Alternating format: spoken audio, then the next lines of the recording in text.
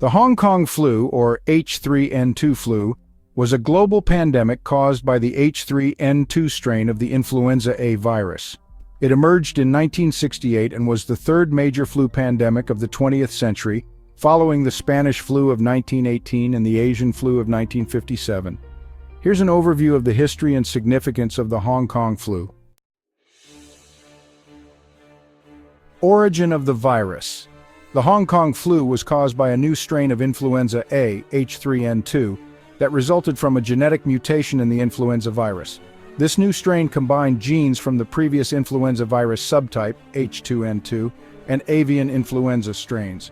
The H3N2 strain emerged when the virus underwent antigenic shift, a process that creates a new combination of hemagglutinin, H3, and neuraminidase, N2 proteins on the surface of the virus, which made it less recognizable to the human immune system.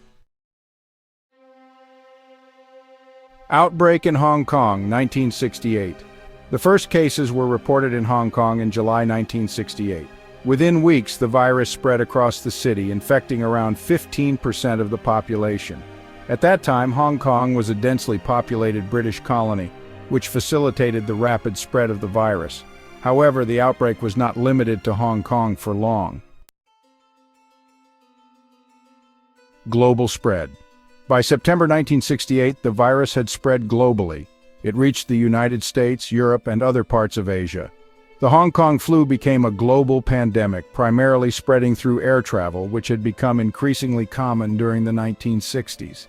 It affected the United States in particular during the fall and winter months of 1968 to 1969. The virus caused about 1 million deaths worldwide, with an estimated 100,000 deaths in the US alone. If this video helps you, don't forget to subscribe and hit the notification bell so you don't miss the next time we upload a new video. Now back to the video.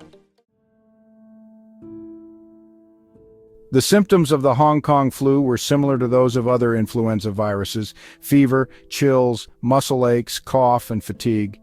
Most cases were mild, but severe complications, including pneumonia, occurred in high-risk populations, particularly the elderly and those with chronic illnesses.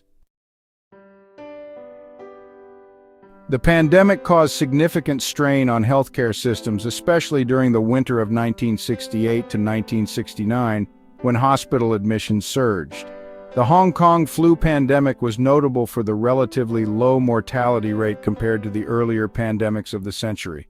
The widespread use of antibiotics to treat secondary bacterial infections and improvements in medical care likely contributed to lower fatality rates.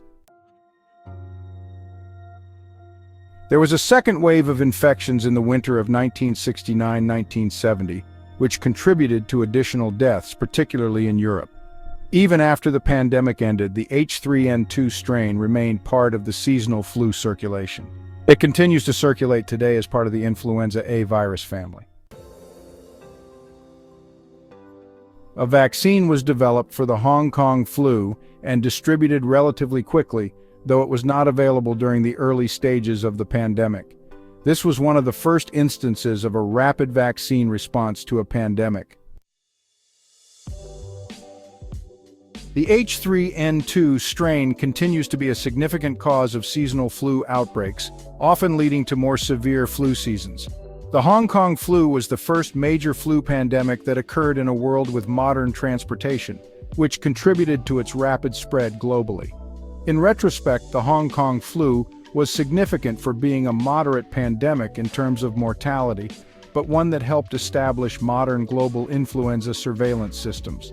The lessons learned during this pandemic helped improve responses to later pandemics, including the 2009 H1N1 pandemic and the COVID-19 pandemic. To more history like this, don't forget to subscribe, like, and hit the notification bell so you won't miss any single video upload to our channel.